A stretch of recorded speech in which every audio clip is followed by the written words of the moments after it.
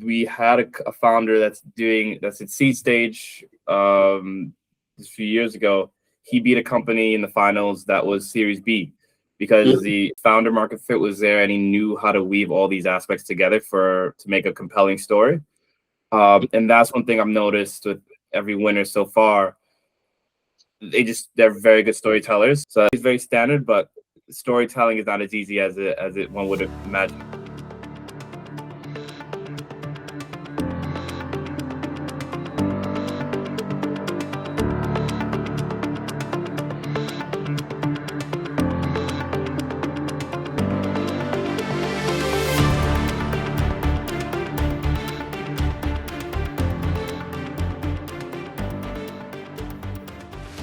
Hello, everyone. Thank you so much for joining me. My name is Vinay. I lead investor partnerships for EMEA at Tracxn. Welcome to another episode of our VC interviews, the sourcing stack. Today, I am pleased to be joined by Kenneth, principal at BackFuture, an early stage fund backing the future of B2B SaaS startups. BackFuture was spun out of the SaaS stock ecosystem and has grown into a global network of founders and operators investing at pre-seed and seed across high-growth SaaS companies. Kenneth brings a strong operator background in fintech and traditional banking, combined with deep roots in the SaaS community, giving him a unique perspective on what it really takes to build and scale early-stage software businesses. Kenneth, welcome to the show. Thank you so much for being my guest today. Yeah, thank you. Thank you for having me. Excited to be here. Great. Let's start with the story behind BackFuture. BackFuture started as a scrappy Excel of ideas and grew out of SaaS stock. How did the fund actually come together? Yeah, for sure. So it's kind of an aspect between my own story, personal story, and then the story of SaaS Stock. So SaaS Stock is the largest B2B SaaS conference in Europe. This would make year 11, if I'm not mistaken. And throughout that time, you talk about community, access, support, all the things that kind of make a venture fund kind of work. There was a lot of feedback he was getting. You have access to all these folks. A lot of these companies that we know today, like Personio and the like, have come out of there at the earliest stages. So there's a lot of feedback that he should kind of do that. And so eventually that came to be. Myself, I moved to London during the pandemic, wanted to get out of banking, move into fintech. The first company I worked for was in payment orchestration, and the CRO of that company was also part of the SaaS Stock community. So after having worked for another fintech, kind of getting my stripes, he had recommended I speak with Alex, the founder of SaaS Stock. We had a few conversations. He liked how I approached things, and we decided to team up. And yeah, first day, an Excel sheet with 1 column, 5 rows, and it was like, okay, well, this is where we start, and then we'll see where we end up. Right. The journey from an idea to an actual venture fund is fascinating. What made you confident there was a space for another early stage B2B SaaS fund? Yeah. Well, for me, like my background's in the commercial side, sales and partnerships. So I view the VC side as very much partnerships. You want to talk about, like, we look for unfair advantage within, or right to win within portfolio companies and companies generally. So we ask the same question for a VC fund, right? And a lot of that is rooted in what SaaS Stock is and was in terms of how we build our pedigree. And then from that, we understand how we operate with founders that build that reputation for the brand, the VC brand itself. But for as it is right now, I mean, of course, the fund one is a proof of concept. We write smaller tickets than most funds, I would say, or maybe appropriate as expected. But I think with that aspect, the right to win is obviously the conference USP. I think for the amount of equity and check size we've taken around, a lot of folks are really interested in that. That's 2 distribution channels in the US and Europe. So yeah, there's a lot of confidence in that alone. But yeah, I like to think we're a founder's choice as well. And yeah, one thing that stands out with BackFuture is the ecosystem around it. How has building on top of the SaaS stock ecosystem shaped how you source and support founders? Yeah.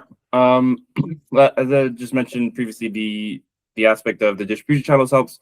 So we have founders in the US and Europe.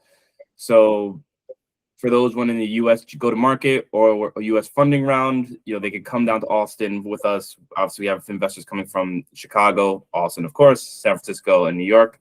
So what I like to say is you can kind of cover a week or 2 weeks worth of work in 3 days, which Mhm. I mean, you could say the same thing is for Europe as well.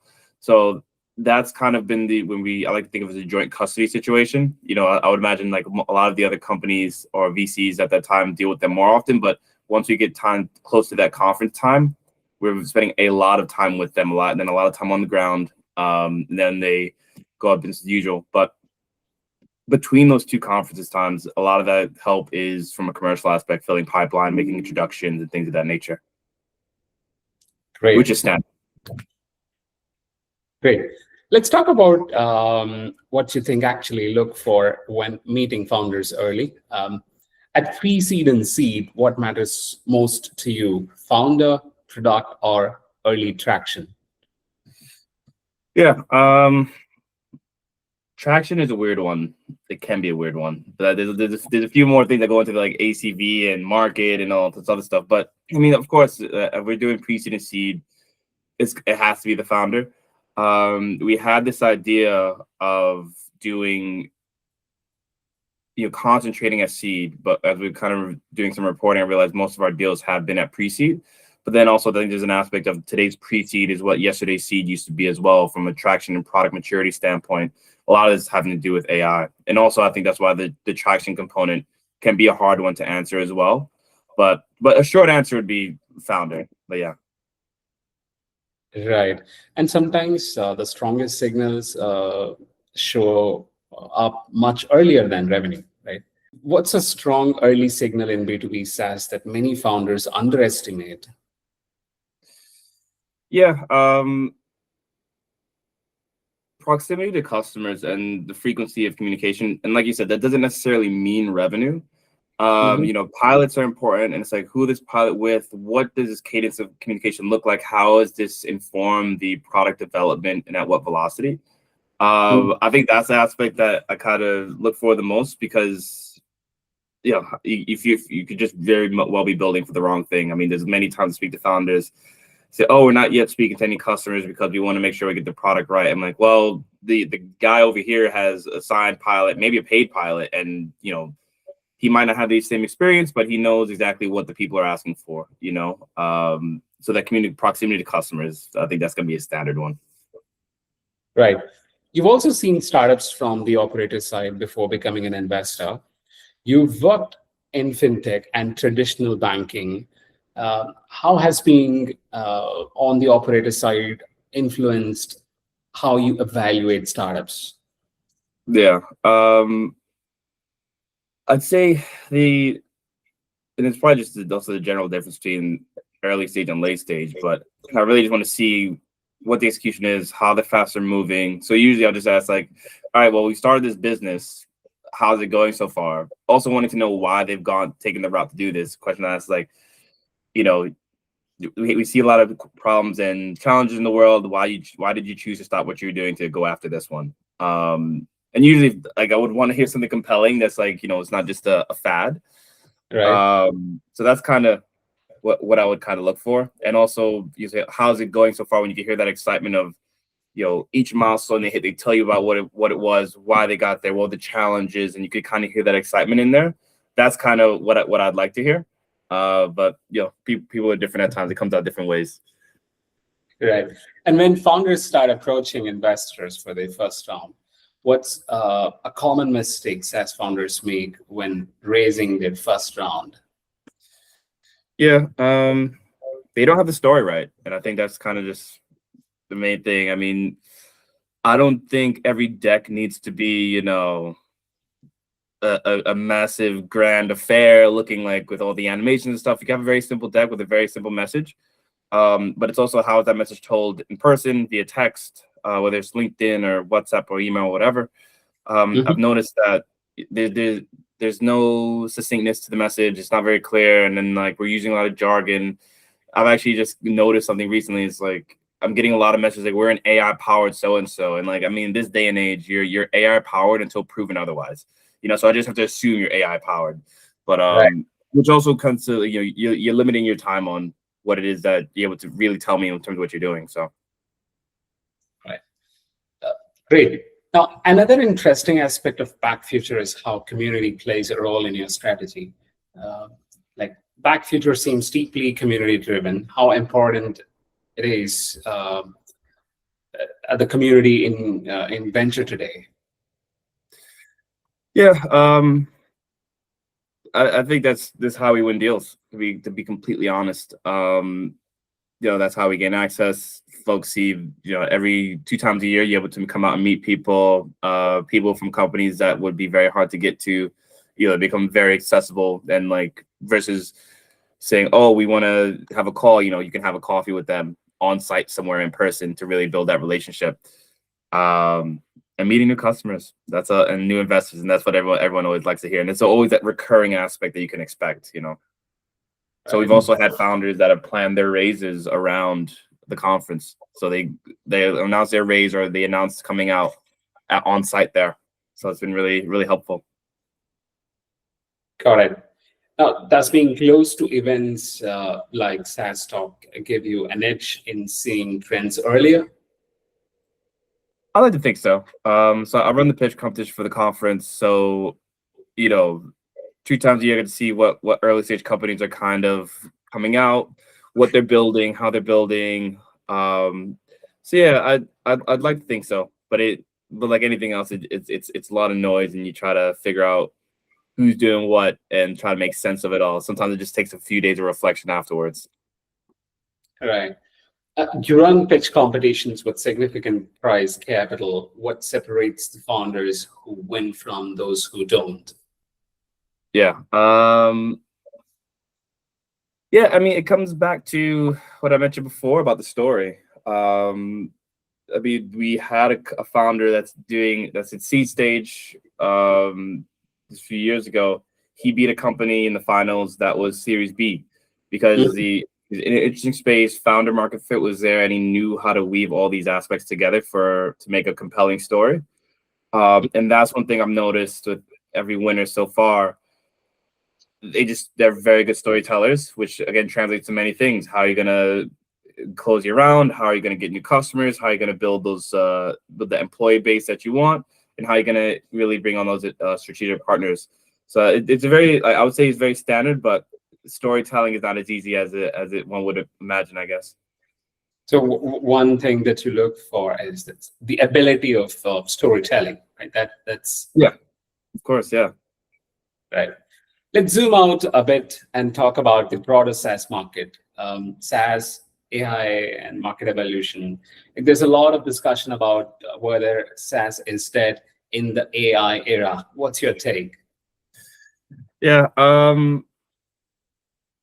Yeah, I don't think it's going anywhere. I mean, it's going to change. There's a few conversations around like it's more about an added execution layer, and then we get into this whole agentic aspect and that aspect of this. But what's funny is people say, "Oh, SaaS is dead. SaaS is this. SaaS is that." Like, okay, well, how are you paying for your AI currently? And oh, you're paying for it on a subscription basis. So is that not still kind of the aspect? We also did an event with the CMO of Freshworks, and she kind of said the same thing. She's like, unless you're saving me like 70% on what I'm currently paying now for a SaaS, I'm just going to stick with what I know because it's a managed service. I don't want to have to worry about this. I don't want to have to hire people for this and shifting around capacity for things of this nature. So while, yeah, a lot of times it might be convenient at the time to get something exactly how you want it, but in reality versus what's being provided by, a service provider is not that much different. And, now with AI, you have being able to customize things. In short, I think it's just changing. I think we're adding execution layers. I think people still would like a managed service to a point. Yeah, that's kind of where I sit. Yeah, clearly, AI changes how software is built and delivered. In an AI-enabled SaaS, what's hype versus what's genuinely defensible? Yeah. Speed and experience. That's kind of what we've seen in our own portfolio as well. We have companies in traditional markets that very much sell to large, old traditional businesses like airlines, for instance. You know, you have examples of Lagora where they spend a lot of time with that ICP and they kind of figure it out. But I think those that have the experience and know what's going on, more often than not always, are able to move much faster in the right direction. AI allows us to move fast, but also allows us to move fast in the wrong direction with the wrong things. So that's kind of my take on it. Expertise and speed of execution and velocity. I think that's what makes the biggest difference for most of these companies. Right. And AI and the distribution is becoming just as important as technology. How should you or early stage founders think about distribution in today's market? Yeah, I mean, there's two ways to look at it, I guess. They call it tech for tech. You have early stage adopters of the technology, and I think you can look at companies that if you work in tech and all of your friends are talking about this and all your colleagues are talking about this, then that probably means, okay, this is a tech for tech opportunity in a very succinct way. But if you go to your family or friends from high school and ask about the data, they have no idea what you're talking about. All right, we're talking about two different things here. I think with that aspect of tech for tech, lower ACVs move very fast, go virality, sometimes there's some shock value involved there. So we look at stuff like Cluely and what was coming out of San Francisco with a lot of that time. Versus if you're going to that non-tech for tech aspect, there's a bit of education there. I think at this point, a lot of these companies know that they need to change something. So that does help with some aspects of that need is there. They don't know what they need, but now, okay, cool. Here I am doing this. I'm from your industry. We're doing this. It's a bit slower. And I think for what founders would produce not in traditional markets versus what a lot of VCs are kind of investing in momentum wise, it'll be a bit harder, but I think there'll be a lot more resilience in the revenue versus, the exploding tech for tech stuff, Great. Thanks. I'd love to end with a couple of founder-focused questions. If you were starting BackFuture today from scratch, what would you do differently?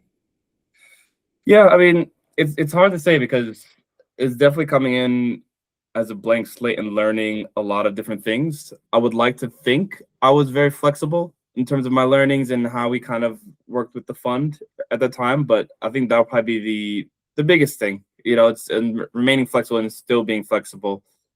Learning from what's working. And it was, for instance, that we had a very kind of strict geographic constraint.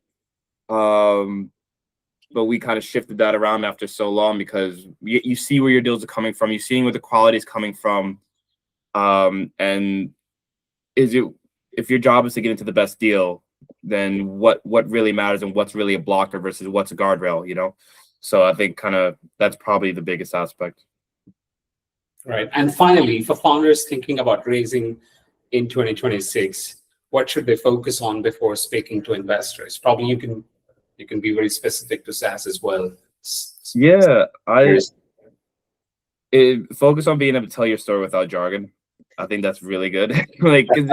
Because then it's a thing. Like if you can teach, so do you really know something if you can't teach it yourself without using jargon? So I think it's that same aspect with founders. That you really know your stuff and also a bit more comes off more authentically and genuinely. That storytelling ability, you mean in terms of making a pitch deck as well? I mean, it translates into everything. How that pitch deck is done. I mean, like I've seen problem slides that are, books basically. And it's like, well, if it's this complicated, then like, do you really know what the core of the problem is? But all these aspects of it, but what's the real problem here versus could we talk about focus as well? So yeah, it's how easy can you talk about something, which means how easy can you write about it? How can you weave this story across 14 slides? How can you tell that story in a 30-minute conversation? So that's kind of what I would kind of focus on, storytelling, especially at the earlier stages. Because you don't want to be in a position either where your customers don't know what you're talking about either, right? And I've also seen that. Right. So when you speak to these founders, probably even if they're in the stealth mode, so what is that one advice or one thing that you'd expect from them? Yeah, I mean, I try to be very open and lenient about things that I see. So I mean, like I usually just try to take the deck before having a call. Right. Then I'll just say, hey, this slide needs to be changed. This is way too many words in this. What does this mean? I don't know what you're talking about. The way that your deck is designed is just kind of distracting versus the story you're trying to tell me. Like literally, like the deck just has a lot of stuff going on. And I just try to say, how can we distill this message a bit more, and also send resources and stuff.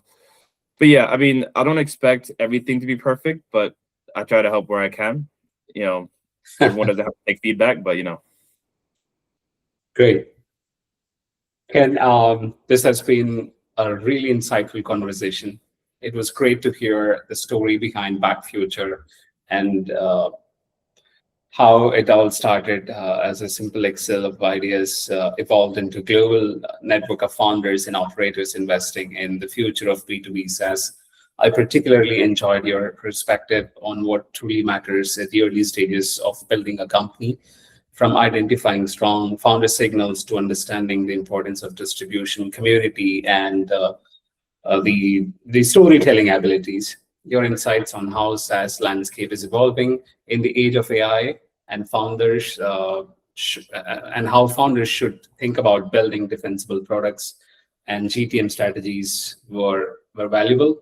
It was so interesting to hear how SaaS stock ecosystem and broader community around it plays such an important role in sourcing founders, identifying trends early, and supporting companies as they grow.